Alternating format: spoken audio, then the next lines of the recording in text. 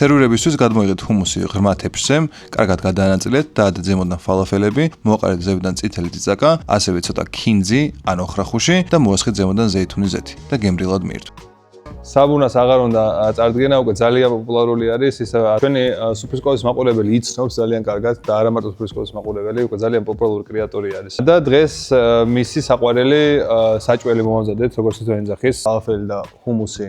კი არა, ჰუმუსი როგორც შენ გაქვს ყემალის სახში, ისე მაქვს მე ჰუმუსი სახში. ჯერ პირველი რა თქმა უნდა, როგორც ტრადიციულად დააგეუნებ საბუნა და გვეტყვის გახული პიტას დავახვედრეთ, როგორც შეეფერება.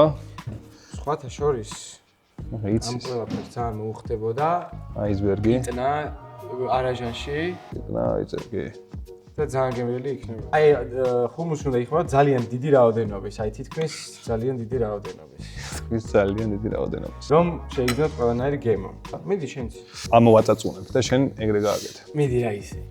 სხვათა შორის ყველაზე კაი რეცეპტს აკეთებს ვიცი ყოველ შემთხვევაში დედა ჩემის. ნახოთ დიმიტრიმ როგორი ჰუმუსი იცის. ნახოთ თუ იქნება ჩელენჯერი მაგამ ამბავში.